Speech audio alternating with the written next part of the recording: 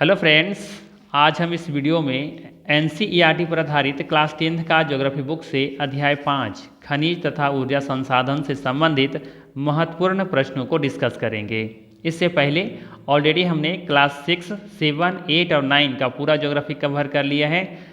साथ ही साथ class 10th का भी अध्याय 4 तक हमने कवर कर लिया है। इन सभी वीडियो का लिंक डिस्क्रिप्शन में दिया हुआ है या फिर आप प्लेलिस्ट में जाके देख सकते हैं। और अगर इन सभी का पीडीएफ फाइल चाहिए तो हमारा टेलीग्राम चैनल ज्वाइन कर सकते हैं। टेलीग्राम चैनल का लिंक डिस्क्रिप्शन में दिया हुआ है, ठीक है। वहाँ पे free of cost PDF file available है।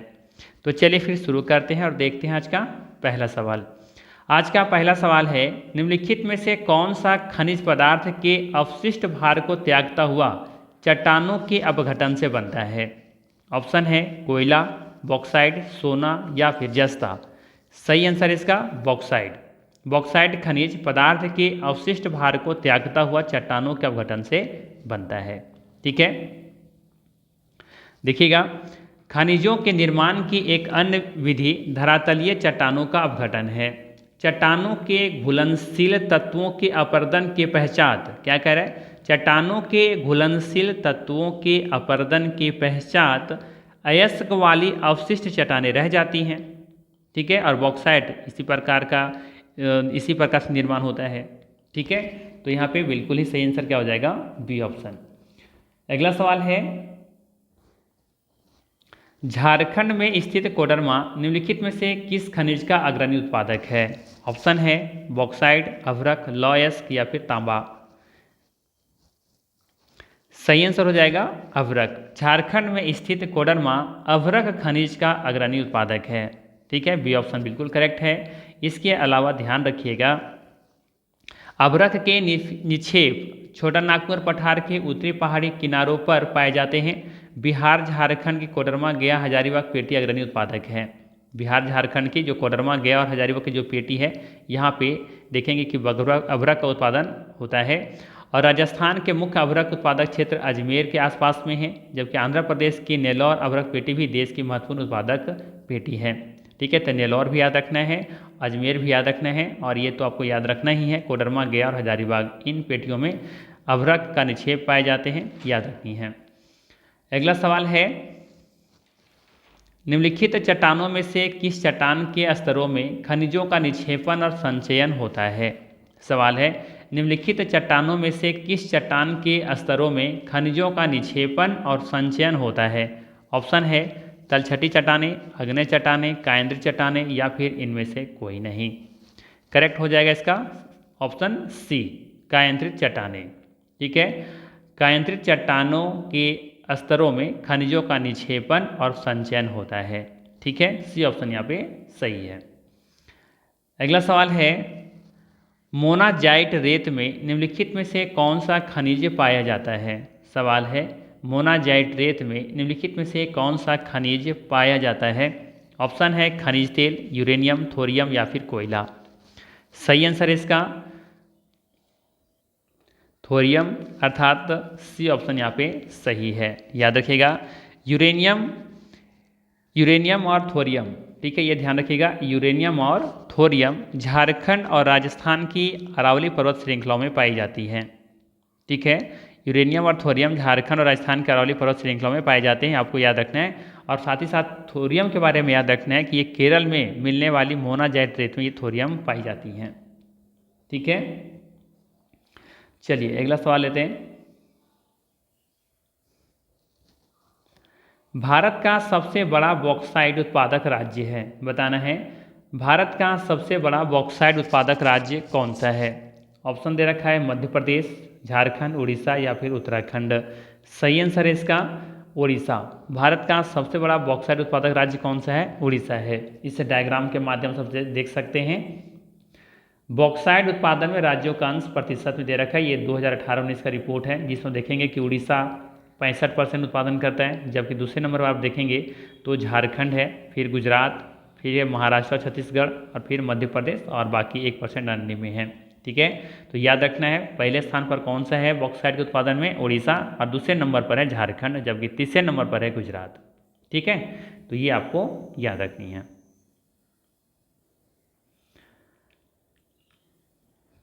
देखते चलिए यहाँ पे थोड़ा सा। भारत में बॉक्साइट के निक्षेप मुख्यतः अमरकंटक पठार, मैकाल पहाड़ियाँ तथा बिलासपुर कटनी के पठारी प्रदेश में पाए जाते हैं। उड़ीसा भारत का सबसे बड़ा बॉक्साइट उत्पादक राज्य है। 2018-19 यहाँ कोरापुट जिले में पंचपतमाली निक्षेप राज्य के सबसे महत्वपूर्ण बॉक्साइट निक्षेप हैं। ठीक है, ये 2018-19 का रिपोर्ट है। ठीक है, अगला सवाल है, कर्नाटक के लौह अयस्क खाने 100% इकाई है। क्या है? आयात का है, औद्योगिक का है, निर्यात का है या फिर सामाजिक तथा आर्थिक है। तो इसका सही आंसर होगा निर्यात। याद रखिएगा, कर्नाटक के लौह अयस्क खाने का जो 100% इकाई है ना, वो निर्यात का। यहाँ पे से ज़्यादातर जो होता है ना, लगभग यहाँ से सभी कुछ निर्यात की जाती हैं। कर्नाटक के लौह अयस्क खाने जो है, यहाँ से जो भी प्रोडक्शन होता है सभी निर्यात किए जाते हैं। ठीक है, तो आप यहाँ देख सकते हैं, कर्नाटक के पश्चिमी घाट में स्थित कुद्रेमुख लौह अयस्क खदानें 100% निर्यात इकाई है। कुद्रेमुख खदानें दुनिया की सबसे बड़ी खदानों में से एक है। यहाँ से अयस्क को पाइपलाइन के जरिए घोल के रूप में मंगलुरु के पास एक बंदरगाह तक पहुँचाया जाता है। ठीक है, और यहाँ पे कुद्रेमुख के बारे में याद रखिएगा, कन्नड़ भाषा में कुद्रे शब्द का अर्थ है घोड़ा। कर्नाटक के पश्चिमी घाट की सबसे ऊंची चोटी घोड़े के मुख से मिलती जुलती हैं। वहीं बात करें बैलाडीला के बारे में, जो छत्तीसगढ़ में है ना, कि पहाड़ियाँ बैल के डील से मिलती जुलती हैं, जिससे कारण इसका यह नाम पड़ा हुआ है बैलाडीला। ठीक है, तो ये भी याद रखिएगा, ये दोनों वर्ड कहाँ से आया, कुद्रेमुख और बैलाडीला, ये दोनों वर्ड कहाँ से आया है। ठीक है, चलिए अगला सवाल लेते हैं। सवाल है कि टर्शियरी निक्षेप कितना साल पुराना है। बताना है आपको, ये टर्शियरी निक्षेप कितना साल पुराना है। 200 लाख वर्ष या 155 लाख वर्ष या 150 वर्ष या फिर 55 लाख वर्ष। तो इसका सही आंसर हो जाएगा यहाँ पे डी ऑप्शन, 55 लाख वर्ष। याद रखिएगा, टर्शियरी निक्षेप ये 55 लाख वर्ष पुराना है। ठीक है ना, देखिए ध्यान दीजिएगा, भारत में कोयला दो प्रमुख भूगर्भिक युगों के शैल क्रम में पाया जाता है। एक है आपका गोंडवाना, ठीक है, जिसकी आयु 200 लाख वर्ष है से कुछ अधिक ही है, और दूसरा है टर्शियरी, जिसका निक्षेप लगभग 55 लाख वर्ष पुराना है। ठीक है, भारत में कोयला दो प्रमुख भूगर्भिक युगों के शैल क्रम में पाए जाते हैं। पहला है गोंडवाना, जिसकी आयु 200 लाख वर्ष से भी अधिक है, जबकि दूसरा है टर्शियरी निक्षेप, जो लगभग 55 लाख वर्ष से भी पुराना है। ठीक है, ये पॉइंट याद रखना है आपको। चलिए अगला है, गुजरात का सबसे महत्वपूर्ण तेल क्षेत्र कौन सा है। ऑप्शन दे रखा है लेह, अंकलेश्वर, नहर कटिया, डिगबोई। इसका सही आंसर हो जाएगा आपका अंकलेश्वर। गुजरात का सबसे महत्वपूर्ण तेल क्षेत्र कौन सा है, अंकलेश्वर है। जबकि नहर कटिया और डिगबोई, ये भी दोनों देखेंगे कि तेल क्षेत्र ही हैं, लेकिन ये दोनों कहाँ हैं, असम में हैं। ठीक है, और डिगबोई तो आप जानते ही हैं कि सबसे पुराना तेल क्षेत्र है ये। चलिए देख सकते हैं यहाँ पे नहर कटिया, और जो कि डिब्रूगढ़ जिला में है, और डिगबोई ये भारत के असम राज्य में स्थित है। अगला सवाल है, सर्वोत्तम प्रकार का लौह अयस्क कौन सा है। हेमेटाइट, मैग्नेटाइट, लिमोनाइट या फिर इनमें से कोई नहीं। हम जानते हैं कि लौह अयस्क 4 प्रकार के होते हैं। 4 में से बताने कि सबसे अच्छा कोयला, ये सबसे अच्छा लौह अयस्क किस प्रकार का कोयला है, उसका नाम क्या है। हेमेटाइट, मैग्नेटाइट या फिर लिमोनाइट, या इनमें से कोई नहीं। तो सही आंसर हो जाएगा इसका मैग्नेटाइट। ठीक है, बी ऑप्शन यहाँ पे करेक्ट हो जाएगा। आइए ध्यान दीजिए, यहाँ पर लौह अयस्क के मुख्य प्रकार हैं हेमेटाइट, मैग्नेटाइट, लिमोनाइट और चौथा है सिडेराइट। लौह अयस्क के 4 प्रकार हैं, हेमेटाइट, मैग्नेटाइट, लिमोनाइट और सिडेराइट। इसमें से सबसे अच्छा कौन सा लौह अयस्क माना जाता है, मैग्नेटाइट। देखिए हेमेटाइट के बारे में, यह एक लाल रंग का अयस्क है जिसमें 60 से 70% लोहा होता है। ठीक है, वहीं बात करें मैग्नेटाइट के बारे में, तो ये एक काला अयस्क है। पूछा भी जाता है, ध्यान रखिएगा कि मैग्नेटाइट का कलर कैसा होता है, तो ये काला होता है, जबकि हेमेटाइट का रंग कैसा होता है, लाल होता है। ठीक है, जबकि इसमें देखेंगे लोह का कितना अंश है, 70 से 72%। ठीक है, और ये चुंबकीय होता है, नाम से पता चल रहा है ना, मैग्नेटाइट मतलब मैग्नेट का अंश होगा इसमें। लिमोनाइट, यह एक पीले रंग का अयस्क है जिसमें 40 से 60% लोहा होता है। और एक आपका सिडेराइट, यह एक आयरन कार्बोनेट है जिसमें 40% से कम लोहा होता है, और यह इसमें कई अशुद्धियाँ से देखने को मिलती हैं। तो आप देख सकते हैं इसमें सबसे अच्छा लौह एस का कौन सा है, मैग्नेटाइट है, जिसमें 70 से 72% लोहा होता है। ठीक है, ये 4 प्रकार का को याद रखना है लौह एस्क का। ठीक है, चलिए अगला सवाल है, बॉक्साइट से क्या प्राप्त किया जाता है? सभी को पता होगा एल्युमिनियम से प्राप्त किया जाता है ये। ठीक है, तो ये इसका भी ऑप्शन सही है। अगला सवाल है, तमिलनाडु के लिग्नाइट भंडारों का प्रयोग मुख्यतः किया जाता है। तमिलनाडु के लिग्नाइट भंडारों का प्रयोग मुख्यतः किया जाता है, किसके लिए किया जाता है? घरों में, तांबा प्रगलन में, सीमेंट उत्पादन में या फिर विद्युत उत्पादन में? बताना है कि तमिलनाडु के लिग्नाइट भंडारों का प्रयोग मुख्यतः किया जाता है, किस क्षेत्र में किया जाता है? घरों में, तांबा प्रगलन में, सीमेंट उत्पादन में या फिर विद्युत उत्पादन में? तो याद रखिएगा यहाँ पे डी ऑप्शन सही होगा, विद्युत उत्पादन में। तमिलनाडु के लिग्नाइट भंडारों का प्रयोग मुख्यतः विद्युत उत्पादन में किया जाता है। ठीक है, अगला सवाल है, टर्शियरी कोयला क्षेत्र किस राज्य में नहीं पाया जाता है? सवाल है कि टर्शियरी कोयला क्षेत्र किस राज्य में नहीं पाया जाता है? ऑप्शन है असम, अरुणाचल प्रदेश, पश्चिम बंगाल तथा झारखंड या फिर मेघालय। सही आंसर इसका सी ऑप्शन, पश्चिम बंगाल तथा झारखंड। यहाँ पे टर्शरी कोयला क्षेत्र नहीं पाया जाता है, इस प्रकार का यहाँ पर कोयला नहीं है, टर्शरी प्रकार का कोयला यहाँ पे नहीं है, यहाँ पे गोंडवाना प्रकार की कोयला पाई जाती हैं। ठीक है, ध्यान रखिएगा, पश्चिम बंगाल और झारखंड में। जबकि टर्शियरी टाइप का कहाँ मिलेगा आपको? पूर्वोत्तर राज्य कह सकते हैं, जहाँ पे असम, अरुणाचल प्रदेश और मेघालय कह सकते हैं, ये तीनों सही है। ठीक है, ध्यान दीजिएगा यहाँ पर। टर्शियरी कोयला क्षेत्र उत्तर पूर्वी राज्यों मेघालय, असम, अरुणाचल प्रदेश व नागालैंड में पाया जाता है। गोंडवाना कोयले जो कि धातु शोधन कोयला है के प्रमुख संसाधन दामोदर घाटी, जो कि मुख्य रूप से पश्चिम बंगाल और झारखंड के झरिया, रानीगंज, बोकारो में स्थित है, जो महत्वपूर्ण कोयला क्षेत्र हैं। वहीं बात करें गोदावरी, महानदी, सोन, वर्धा नदी घाटियों में भी कोयले के जमाव पाए जाते हैं। ठीक है, तो आपको ये दोनों ध्यान रखना है यहाँ पे कि कहाँ पे किस प्रकार कोयला मिलता है, गोंडवाना प्रकार का कोयला कहाँ मिल रहा है और टर्शियरी कहाँ मिलता है। ठीक है, तो टर्शियरी में याद रखना है उत्तर पूर्वी राज्यों में, जबकि गोंडवाना कोयला जो है ये झारखंड और पश्चिम बंगाल में मुख्य रूप से देखने को मिलेगा। साथ ही साथ गोदावरी, महानदी, सोन नदी और वर्धा नदी की इन घाटियों में भी कोयला के जमाव पाए जाते हैं। ठीक, चलिए अगला सवाल है, अधात्विक खनिज कौन सा है? अधात्विक खनिज कौन सा है? ऑप्शन दे रखा है लोहा, मैग्नीज, अभ्रक, एक से अधिक होगा या फिर इनमें से कोई नहीं।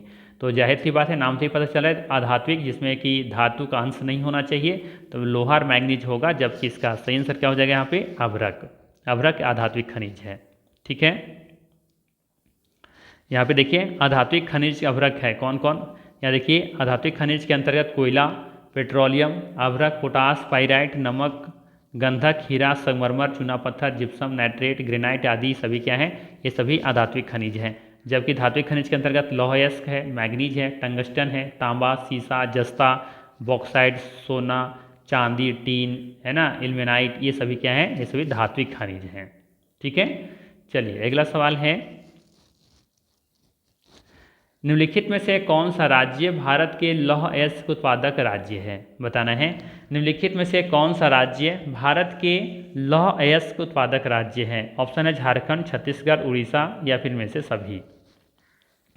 सही आंसर हो जाएगा इनमें से सभी। झारखंड, छत्तीसगढ़, उड़ीसा ये सभी भारत के राज्य हैं जहाँ पे लौह अयस्क उत्पादन किए जाते हैं।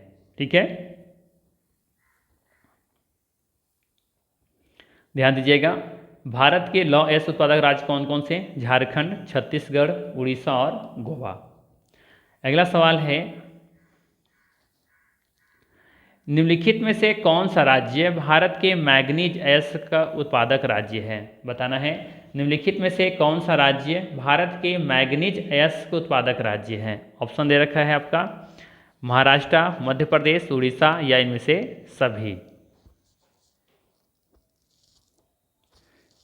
सही आंसर हो जाएगा इसका भी डी ऑप्शन, महाराष्ट्र, मध्य प्रदेश, उड़ीसा इन सभी राज्यों में मैग्नीज अयस्क उत्पादक राज्य है या फिर उत्पादन किया जाता है।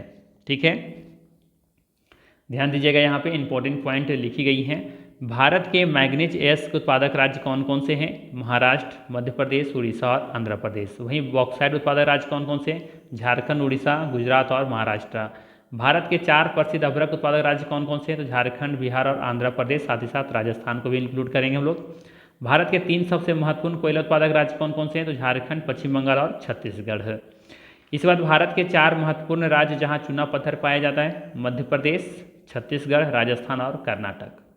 ठीक है, तो ये वेरी वेरी इंपॉर्टेंट पॉइंट यहाँ पर नोट की गई हैं। ठीक है, ध्यान दीजिएगा। अगला सवाल है आपके लिए, निम्नलिखित में से कौन सा परंपरागत ऊर्जा के स्रोत हैं? बताना है निम्नलिखित में से कौन सा परंपरागत ऊर्जा के स्रोत हैं। ठीक है, ऑप्शन दे रखा है कोयला, सौर ऊर्जा, पवन ऊर्जा या इनमें से सभी। सही आंसर हो जाएगा इसका ए ऑप्शन कोयला। क्या हो जाएगा? कोयला इसका सही आंसर है। कोयला एक परंपरागत ऊर्जा के स्रोत हैं। ठीक है, ध्यान दीजिएगा। ऊर्जा के जो स्रोत हैं 2 तरीके से देखने को मिलते हैं, परंपरागत ऊर्जा स्रोत होते हैं और दूसरा गैर परंपरागत ऊर्जा स्रोत। ठीक है, ये दोनों क्या होते हैं आइए समझते हैं। देखिए, परंपरागत ऊर्जा क्या है? ये ऊर्जा स्रोत हैं जो लंबे समय से उपयोग में हैं, जैसे कोयला कह सकते हैं, पेट्रोल कह सकते हैं, प्राकृतिक गैस है ना, ये सभी लंबे समय से उपयोग में हैं और आमतौर पर जीवाश्म ईंधन जैसे कि कोयला, पेट्रोलियम और प्राकृतिक गैस इसमें शामिल है या बने होते हैं। ये स्रोत क्या होते हैं? सीमित होते हैं। परंपरागत जो ऊर्जा होते हैं ना, ये सीमित होते हैं और एक न एक दिन ये समाप्त हो जाएंगे, क्योंकि इनको बनने में क्या लगते हैं? लाखों साल या लाखों वर्ष लग जाते हैं। इनके उपयोग से प्रदूषण फैलता है, ग्रीन हाउस गैसें का उत्सर्जन होता है जो जलवायु परिवर्तन का कारण ही बनता है, जैसे कोयला, पेट्रोलियम, प्राकृतिक गैस, परमाणु ऊर्जा। ठीक है, ये सभी परंपरागत ऊर्जा है। वहीं बात करें गैर परंपरागत ऊर्जा स्रोत के बारे में, तो ये ऊर्जा स्रोत हैं जो हाल के वर्षों में विकसित हुए हैं और अक्षय हैं, जो कहीं खत्म होने वाले नहीं हैं, जैसे कि सौर ऊर्जा, पवन ऊर्जा है ना, जल है और भूतापीय ऊर्जा। ये सभी गैर परंपरागत ऊर्जा स्रोत के उदाहरण हैं। ये स्रोत प्रचुर मात्रा में उपलब्ध हैं और कभी खत्म नहीं होंगे। इनका पर्यावरण पर न्यूनतम प्रभाव पड़ता है या बिल्कुल भी नहीं पड़ता, क्योंकि ये प्रदूषण नहीं फैलाते हैं, जैसे सौर ऊर्जा, पवन ऊर्जा, जल विद्युत ऊर्जा, भूतापीय ऊर्जा। ठीक है, तो ये बेसिक सा डिफरेंस याद रखना है कि गैर परंपरागत ऊर्जा स्रोत और परंपरागत ऊर्जा स्रोत में क्या अंतर है। ठीक है, चलिए अगला सवाल है, निम्नलिखित में से कौन सा क्षेत्र भारत के पेट्रोलियम उत्पादक क्षेत्र हैं? ऑप्शन दे रखा है अरब सागर में स्थित मुंबई हाई क्षेत्र, गुजरात में अंकलेश्वर, असम के नहर कटिया क्षेत्र या इनमें से सभी। सही आंसर हो जाएगा इसका डी ऑप्शन, इनमें से सभी। दिए गए ऑप्शन में तीनों देखेंगे कि भारत के पेट्रोलियम उत्पादक क्षेत्र हैं, चाहे अरब सागर में स्थित मुंबई हाई क्षेत्र हो, गुजरात में अंकलेश्वर हो या फिर असम के नहर कटिया क्षेत्र हो। ठीक है, डी ऑप्शन यहाँ पे बिल्कुल ही करेक्ट हो जाएगा। लेते हैं अगला सवाल। अगला सवाल है कि वह कौन सा 2 राज्य है जिसमें कोयला के सबसे बड़े भंडार और निक्षेप हैं? ऑप्शन है झारखंड और पश्चिम बंगाल, छत्तीसगढ़ और पश्चिम बंगाल और उड़ीसा या इनमें से कोई नहीं। सही आंसर है इसका ए ऑप्शन, झारखंड और पश्चिम बंगाल। झारखंड और पश्चिम बंगाल 2 ऐसे राज्य हैं जिसमें कोयले के सबसे बड़े भंडार और निक्षेप हैं। ठीक है ना, तो ये ऑप्शन यहाँ पे बिल्कुल ही करेक्ट हो जाएगा। लीजिए अगला सवाल आपके लिए है, निम्नलिखित में से कौन सा ऊर्जा खनिज का उदाहरण नहीं है? बताना है निम्नलिखित में से कौन सा ऊर्जा खनिज का उदाहरण नहीं है। ऑप्शन है कोयला, प्राकृतिक गैस, पेट्रोलियम, मैग्नीज। बताना है कौन सा ऊर्जा खनिज का उदाहरण नहीं है। देखिए, कोयला है, प्राकृतिक गैस भी है, पेट्रोलियम भी है, लेकिन मैग्नीज इसका देखेंगे कि ये ऊर्जा का स्रोत नहीं है। तो डी ऑप्शन यहाँ पे बिल्कुल ही क्या हो जाएगा? करेक्ट हो जाएगा। ठीक है, इस डायग्राम के माध्यम से समझिए, जो कि एनसीईआरटी बुक में दिया हुआ था। ठीक है, खनिजों का वर्गीकरण कैसे किया गया है? तो खनिजों को पहले 3 भागों में बांटा गया है, धात्विक खनिज, अधात्विक खनिज और ऊर्जा खनिज। ऊर्जा खनिज के अंतर्गत देखिए कोयला, पेट्रोलियम तथा प्राकृतिक गैस को शामिल किया गया है। जबकि धात्विक और अधात्विक में देखिए क्या क्या दिया गया है। धात्विक को भी देखा जाए तो 3 भागों में बांटा गया है, एक लौह धातु जिसमें लौह का अंश देखने को मिलेगा, और अलौह धातु जिसमें से लौह का अंश नहीं होगा, और एक है बहुमूल्य खनिज जैसे कि सोना, चांदी, प्लेटिनम आदि। तो अलौह में कौन कौन आएंगे? जैसे तांबा, सीसा, जस्ता, बॉक्साइड। इसी में भी आप चाहें तो इसको शामिल कर सकते हैं, सोना, चांदी, प्लेटिनम, ये सभी भी अधात्विक खनिज ही हैं। वहीं बात करें लौह धातु में कौन से आएंगे? इसमें लौह के अंश होंगे जैसे कि लोहा, मैग्नीज, निकल और कोबाल्ट। इसमें लौह का अंश पाया जाता है, इसीलिए लौह धातु से कहेंगे। ठीक है, तो ये आपको ध्यान रखते हुए चलना है। अधात्विक खनिज क्या हो जाएगा? जिसमें लौह का अंश बिल्कुल भी नहीं होता है या फिर धातु का गुण नहीं होता है। ठीक है, ऐसा खनिज जिसमें धातु के अंश, धातु के गुण नहीं होते हैं, जैसे कि अभ्रक, नमक, पोटास, सल्फर, चूना पत्थर है ना, संगमरमर, बलुआ पत्थर, ये सभी क्या है? अधात्विक खनिज हैं। ठीक है, इसे धातु के गुण नहीं होते हैं। ठीक है, चलिए अगला सवाल लेते हैं। अगला सवाल है, कौन सा राज्य रैट हॉल खनन के लिए प्रसिद्ध है? बताना है कि कौन सा राज्य रैट हॉल खनन के लिए प्रसिद्ध है। ऑप्शन है असम, तमिलनाडु, मेघालय या फिर मणिपुर। करेक्ट हो जाएगा इसका सी ऑप्शन, मेघालय। ठीक है, मेघालय रैट हॉल खनन के लिए प्रसिद्ध है। ध्यान दीजिएगा, रैट हॉल खनन, क्या आप जानते हैं कि भारत में अधिकांश खनिज राष्ट्रीयकृत है और इसका निष्कर्षण सरकारी अनुमति के पश्चात ही संभव है, किंतु उत्तर पूर्वी भारत के अधिकांश जनजातीय क्षेत्रों में खनिजों का स्वामित्व व्यक्तिगत व समुदायों को प्राप्त है। मेघालय में कोयला, लौह अयस्क, चूना पत्थर व डोलोमाइट के विशाल निक्षेप पाए जाते हैं। ज्वाई व चेरापूंजी में कोयले का खनन परिवार के सदस्य द्वारा एक लंबी संकीर्ण सुरंग के रूप में किया जाता है, जिसे रैट हॉल खनन कहते हैं। नेशनल ग्रीन ट्रिब्यूनल (एनजीटी) ने इन क्रियाकलापों को अवैध घोषित किया है और सलाह दी है कि इसे तुरंत रोक दिया जाना चाहिए। बात समझ में आया? तो ये ध्यान रखना है, ये रैट हॉल खनन ये मेघालय से संबंधित है। ठीक है, चलिए लेते हैं अगला सवाल। अगला सवाल है आपके लिए कि मयूरभंज, केंदुझर तथा नोआमुंडी में किस प्रकार का लौह अयस्क पाया जाता है। बताना है मयूरभंज, केंदुझर तथा नोआमुंडी में किस प्रकार का लौह अयस्क पाया जाता है। ऑप्शन है मैग्नेटाइट, हेमेटाइट, सिडेराइट या फिर लिमोनाइट। अगर आप लोग को आंसर पता है तो कमेंट करते हुए चलिएगा। सही आंसर है हेमेटाइट। बी ऑप्शन यहाँ पे बिल्कुल ही क्या हो जाएगा, सही हो जाएगा। ध्यान रखिएगा, मयूरभंज, केंदुझर, नोआमुंडी में किस प्रकार का लौह अयस्क पाया जाता है, तो ये हेमेटाइट प्रकार का। ठीक है, ध्यान दीजिएगा, यहाँ तो नहीं लिखी गई है इसके बारे में डिटेल्स, आगे आपको देखने को मिलेगा डिटेल्स इसके बारे में। ठीक है, तो हम लोग जानते हैं यहाँ पर लौह अयस्क 4 प्रकार के होता है ना, मैग्नेटाइट, हेमेटाइट, सिडेराइट और लिमोनाइट, जिसमें देखेंगे कि मयूरभंज, केंदुझर और नोआमुंडी में किस प्रकार का लौह अयस्क पाया जाता है, तो हेमेटाइट का। ठीक है, आप लोग कमेंट करके बताइए कि यहाँ पे मयूरभंज, केंदुझर और नोआमुंडी ये तीनों किस राज्य में स्थित हैं। ठीक है, नोआमुंडी तो सबको पता होगा, ये झारखंड में स्थित है। बाकी लोग 2 कमेंट करके बताइए मयूरभंज और केंदुझर ये दोनों किस राज्य में स्थित हैं। ठीक है, और ये भी याद रखिएगा कि भारत में ना मुख्य रूप से मैग्नेटाइट और हेमेटाइट ये 2 प्रकार के यहाँ पे लौह अयस्क पाए जाते हैं। चलिए अगला सवाल लेते हैं। अगला सवाल है 2018-19 की रिपोर्ट के अनुसार मैग्नीज का सर्वाधिक उत्पादन कौन सा राज्य करता है। बताना है 2018-19 की रिपोर्ट के अनुसार मैग्नीज का सर्वाधिक उत्पादन कौन सा राज्य करता है। ऑप्शन है मध्य प्रदेश, महाराष्ट्र, उड़ीसा, कर्नाटक। तो सही आंसर है मध्य प्रदेश। याद रखिएगा, 2018-19 की रिपोर्ट के अनुसार मैग्नीज का सर्वाधिक उत्पादन मध्य प्रदेश राज्य करता है। ठीक है, इस डायग्राम के माध्यम से समझ सकते हैं। मैग्नीज उत्पादन में राज्यों का अंश प्रतिशत में 2018-19 रिपोर्ट के अनुसार अब देखेंगे यहाँ पे सबसे अधिक मध्य प्रदेश 33%, दूसरे नंबर पर है महाराष्ट्र 27%, तीसरे नंबर पर उड़ीसा 16%, फिर कर्नाटक का नंबर आता है, फिर आंध्र प्रदेश और फिर बाकी 2% बाकी राज्य हैं। ठीक है, तो यहाँ पे मोस्ट इम्पोर्टेंट क्या है, ध्यान रखना है सबसे ज़्यादा उत्पादन कहाँ पे होता है, मध्य प्रदेश में, और दूसरा होता है यहाँ पे महाराष्ट्र। ठीक है, तीसरे नंबर पर उड़ीसा। 3 याद रख सकते हैं क्रम से मैग्नीज के उत्पादन राज्यों में। ठीक है, तो यहाँ पे ये ऑप्शन बिल्कुल ही करेक्ट है। अगला सवाल है आपके लिए, मैग्नीज का प्रयोग खाली स्थान को बनाने में किया जाता है। मैग्नीज का प्रयोग किस चीज़ को बनाने के लिए किया जाता है। ब्लीचिंग पाउडर, कीटनाशक दवाएं, पेंट या इनमें से सभी। सही आंसर हो जाएगा इसका डी ऑप्शन, इनमें से सभी। ब्लीचिंग पाउडर, कीटनाशक दवाएं, पेंट, ये सभी मैग्नीज का इस सभी बनाने के लिए मैग्नीज का प्रयोग किया जाता है। ठीक है, मोस्ट इंपॉर्टेंट पॉइंट यहाँ ध्यान दीजिएगा, मैग्नीज मुख्य रूप से इस्पात के विनिर्माण में प्रयोग किया जाता है। मैग्नीज मुख्य रूप से इस्पात के विनिर्माण में प्रयोग किया जाता है।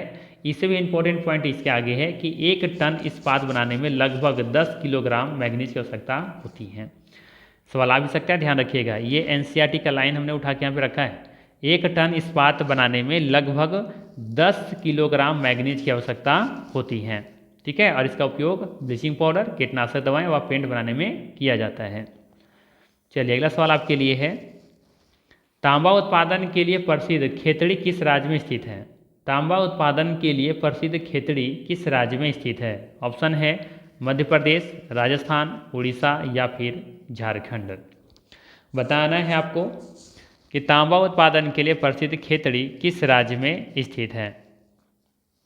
सही आंसर हो जाएगा इसका ऑप्शन नंबर बी, राजस्थान। ठीक है, तांबा उत्पादन के लिए प्रसिद्ध खेतड़ी किस राज्य में स्थित है? ये राजस्थान में स्थित है। ठीक है ना, ये ध्यान रखिएगा। मध्य प्रदेश का मलाजखंड भी तांबा उत्पादन के लिए प्रसिद्ध है। ठीक है ना, तो ये याद रखिएगा यहाँ पर मलाजखंड जो कि मध्य प्रदेश में, तो ये भी विख्यात है तांबा उत्पादन के लिए। ठीक है, मलाजखंड वैसे आप देखेंगे तो ये कहाँ है? तो ये बालाघाट में है। ठीक है, बालाघाट जिला में स्थित है ये मलाजखंड। और झारखंड में भी आप देखेंगे तो सिंहभूम जिला है, यहाँ पे भी तांबा उत्पादन के लिए कह सकते हैं विख्यात है, झारखंड का सिंहभूम जिला। ठीक है ना, चलिए तो ये ध्यान रखिएगा यहाँ पर। बाकी चीज़ें यहाँ पर लिखी गई हैं, इसको हम देख लेते हैं एक बार। मलाजखंड मध्य प्रदेश में स्थित एक तांबा उत्पादन केंद्र है जो भारत की सबसे बड़ी तांबे की खदानों में से एक है। यह बालाघाट जिले में स्थित है और हिंदुस्तान कॉपर लिमिटेड अर्थात HCL द्वारा ये संचालित है। मलाजखंड तांबा परियोजना भारत के तांबा उत्पादन में महत्वपूर्ण योगदान देती हैं। वहीं याद रखना है कि मध्य प्रदेश की बालाघाट खदानें देश का लगभग 52% तांबा उत्पादन करती हैं। ठीक है, मध्य प्रदेश की बालाघाट खदानें देश का लगभग 52%, मतलब आधे से थोड़ा सा ज़्यादा ही प्रतिशत देखेंगे कि तांबा उत्पादन करती हैं। ठीक है, झारखंड का सिंहभूम जिला भी ध्यान रखना है, ये तांबा का मुख्य उत्पादक है, जबकि राजस्थान का खेत हमने बताया है खेतड़ी ये राजस्थान में स्थित है, ये तांबे के लिए प्रसिद्ध है खेतड़ी। ठीक है, चलिए अगला सवाल है आपके लिए, निम्नलिखित में से कौन सा राज्य चूना पत्थर के उत्पादन में सबसे आगे है? बताना है कि कौन सा राज्य चूना पत्थर के उत्पादन में सबसे आगे है। ऑप्शन है मध्य प्रदेश, राजस्थान, उड़ीसा या फिर इनमें से कोई नहीं। ठीक है, आई थिंक इसका आंसर सभी को पता होगा, राजस्थान। ठीक है, राजस्थान देखेंगे कि चूना पत्थर के उत्पादन में सबसे आगे है। इस डायग्राम के माध्यम से समझ सकते हैं। चूना पत्थर उत्पादन में राज्यों का अंश प्रतिशत में है 2018-19 की रिपोर्ट के अनुसार सबसे अधिक देखेंगे कि 22% राजस्थान में किया जाता है। ठीक है, दूसरे नंबर पर आप देखेंगे तो आंध्र प्रदेश और मध्य प्रदेश दोनों संयुक्त रूप से दोनों एक स्थान पर हैं, दूसरे स्थान पर हैं। इसके बाद फिर छत्तीसगढ़ और फिर कर्नाटक का नाम आता है। ठीक है, चलिए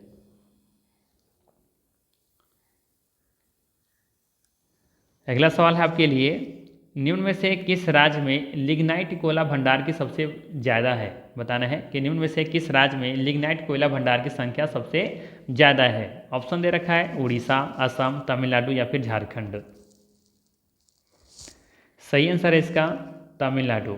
ठीक है, तमिलनाडु में कुल लिग्नाइट भंडार का 99% है। लिग्नाइट कोयला मुख्य रूप से 2 राज्य गुजरात में निर्मित होता है। ठीक है, कहाँ कहाँ?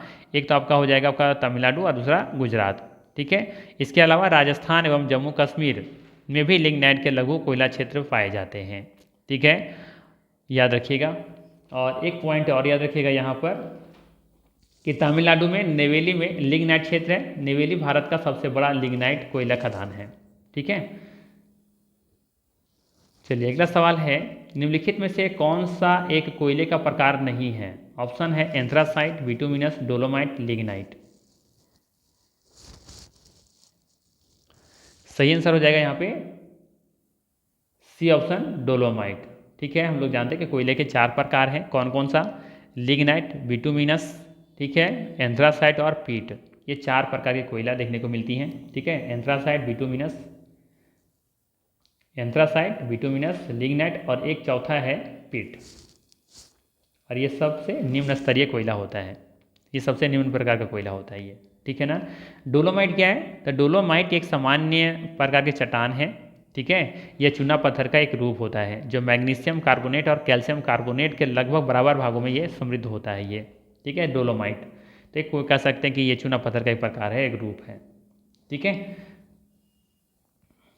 देख लीजिए यहाँ पर कोयला मुख्य रूप से कोयले का मुख्य रूप से 4 प्रकार का होता है। पहला है पीट, यह कोयले का सबसे न्यूनतम प्रकार है जिसमें कार्बन की मात्रा सबसे कम होती है और नमी की मात्रा सबसे अधिक होती है। ठीक है, इस पॉइंट को पहले ध्यान दीजिए। इन सभी प्रकार के कोयले में कार्बन की मात्रा अलग अलग होती है और इसी आधार पर इनकी गुणवत्ता का निर्धारण होता है। अर्थात कार्बन की जितनी अधिक मात्रा होगी सबसे उतना अच्छा कोयला माना जाएगा, और कार्बन जितना कम होगा उतना वो खराब या फिर कह सकते हैं निम्न कोटि का कोयला माना जाएगा। ठीक है, तो पीट में देखेंगे कि इसमें कार्बन की मात्रा सबसे कम होता है, इसीलिए सबसे ये निम्न प्रकार का कोयला है।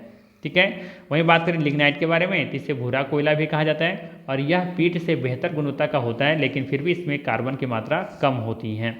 वहीं बात करें बिटुमिनस के बारे में तो यह कोयले का एक सामान्य प्रकार है जो घरेलू और औद्योगिक उपयोगों के लिए व्यापक रूप से उपयोग किया जाता है। वहीं बात करें एंथ्रासाइट के बारे में तो यह कोयले का सबसे उत्तम प्रकार है जिसमें कार्बन की मात्रा सबसे अधिक होती है और यह सबसे अधिक ऊर्जा प्रदान करता है। कहा ना कि जिसमें जितना ज़्यादा अधिक कार्बन होगा उतना ज़्यादा ऊर्जा प्रदान करेगा, इसलिए वो सबसे अच्छा कोयला भी माना जाएगा। ठीक है, चलिए लेते हैं अगला सवाल। अगला सवाल है आपके लिए, भारत का सबसे पुराना तेल उत्पादक राज्य कौन सा है? बताना है भारत का सबसे पुराना तेल उत्पादक राज्य कौन सा है? असम, बिहार, गुजरात या फिर तमिलनाडु? सभी को आंसर पता होगा, मुझे उम्मीद है। सही आंसर है इसका असम। भारत का सबसे पुराना तेल उत्पादक राज्य कौन सा है? असम है। ठीक है, ध्यान दीजिएगा, असम भारत का सबसे पुराना तेल उत्पादक राज्य है। डिगबोई, नहरकटिया और मोरन हुगली जन, ये तीनों देखेंगे, ये तीनों जो है इसी राज्य में स्थित हैं और ये तीनों महत्वपूर्ण तेल उत्पादक क्षेत्र हैं। किसका? असम का। ये तीनों असम में ही स्थित हैं, डिगबोई, नहरकटिया और मोरन हुगली जन। भारत में मुंबई हाई, गुजरात और असम प्रमुख पेट्रोलियम उत्पादक क्षेत्र हैं। अंकलेश्वर गुजरात का सबसे महत्वपूर्ण तेल क्षेत्र है। ठीक है, अगला सवाल है, हाजीरा विजयपुर जगदीशपुर अर्थात शॉर्ट में सब लोग क्या बोलते हैं, HVJ गैस पाइपलाइन किसका पराक्रम है, किसका उपक्रम है? ये गेल का, भेल का, सेल का या फिर ONGC का? तो इसका सही आंसर हो जाएगा यहाँ पे ये ऑप्शन गेल। ठीक है, gas authority of India limited. ठीक है, ये ऑप्शन यहाँ पे बिल्कुल ही सही हो जाएगा। और इसका स्थापना कब हुआ था? गेल का स्थापना हुआ था 1986 में। ठीक है, याद रखिएगा, ध्यान दीजिएगा। यहाँ पर Hazira Vijaypur Jagdishpur pipeline HVJ pipeline Gujarat के हाजीरा, ठीक है, गुजरात के हाजीरा से शुरू होता है और मध्य प्रदेश के विजयपुर से होते हुए ये उत्तर प्रदेश के जगदीशपुर तक ही जाता है। यह भारत की एक महत्वपूर्ण प्राकृतिक गैस पाइपलाइन है। हाजीरा विजयपुर जगदीशपुर गैस पाइपलाइन गेल इंडिया लिमिटेड का एक प्रक्रम है। यह भारत की पहली क्रॉस कंट्री गैस पाइपलाइन है जो 1750 किलोमीटर लंबी है, ये भी आपको याद रखनी है। और गेल की स्थापना 1986 में हुआ था। ठीक है, इस पाइपलाइन का निर्माण उत्तर प्रदेश में उर्वरक संयंत्रों को गैस की आपूर्ति के लिए किया गया था। ठीक है, अगला सवाल है, नागरकोइल जो पवन ऊर्जा का एक महत्वपूर्ण केंद्र है, यह किस राज्य में स्थित है? बताना है, नागरकोइल जो पवन ऊर्जा का एक महत्वपूर्ण केंद्र है, यह किस राज्य में स्थित है? ऑप्शन है असम, राजस्थान, गुजरात या फिर तमिलनाडु। सही आंसर हो जाएगा डी ऑप्शन, तमिलनाडु। ठीक है, ध्यान दीजिएगा, नागरकोइल तमिलनाडु भारत में पवन ऊर्जा का एक महत्वपूर्ण केंद्र है। यहाँ पवन ऊर्जा की प्रचुरता है, खासकर ध्यान दीजिएगा यहाँ पे मुपंडल है और अरवल वाइमोजी है क्षेत्रों में देखने को मिलता है। ठीक है, नागरकोइल में पवन ऊर्जा की क्षमता लगभग 1500 मेगावाट है और यह राज्य की कुल अक्षय ऊर्जा का लगभग कितना परसेंट है? 20% ये प्रदान करता है। वहीं राजस्थान का जैसलमेर भी पवन ऊर्जा के प्रभावी प्रयोग के लिए ये जाना जाता है। ठीक है, तो ये नागरकोइल कहाँ पर है? ये है तमिलनाडु में स्थित है, जो कि पवन ऊर्जा का एक प्रमुख केंद्र भी है। अगला सवाल है आपके लिए, निम्नलिखित में से किस क्षेत्र में ज्वारीय ऊर्जा उत्पन्न करने के लिए आदर्श दशाएं उपस्थित हैं? बताना है, निम्नलिखित में से किस क्षेत्र में ज्वारीय ऊर्जा उत्पन्न करने के लिए आदर्श दशाएं उपस्थित हैं? ऑप्शन है खंबाती खाड़ी, कच्ची खाड़ी, सुंदरवन क्षेत्र में गंगा का डेल्टा या इनमें से सभी। सही आंसर हो जाएगा इसका डी ऑप्शन, इनमें से सभी। खंबाती खाड़ी, कच्ची खाड़ी, सुंदरवन क्षेत्र में गंगा का डेल्टा। साथ ही साथ आप देखेंगे कि गुजरात जो है पश्चिमी तट पर गुजरात में भी देखेंगे कि वहाँ पे ज्वारीय ऊर्जा उत्पन्न करने का आदर्श दशाएं उपस्थित हैं।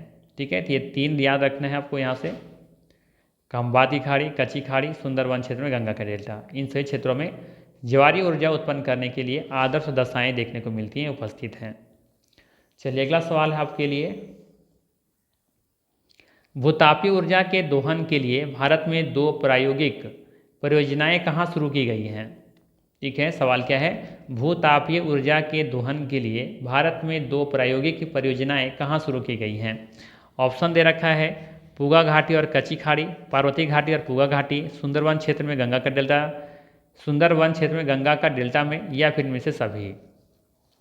सही आंसर हो जाएगा यहाँ पे बी ऑप्शन, पार्वती घाटी और पूगा घाटी। ठीक है, याद रखिएगा, पार्वती घाटी और पूगा घाटी। ठीक है, अब सवाल पूछा जा सकता है ये पार्वती घाटी कहाँ है? ठीक है, तो ये हिमाचल प्रदेश में है, जबकि पूगा घाटी लद्दाख में है। ठीक है, पूगा घाटी कहाँ पर है? ये है लद्दाख में है। ठीक है, जबकि पार्वती घाटी आप देखेंगे कि ये हिमाचल प्रदेश में है।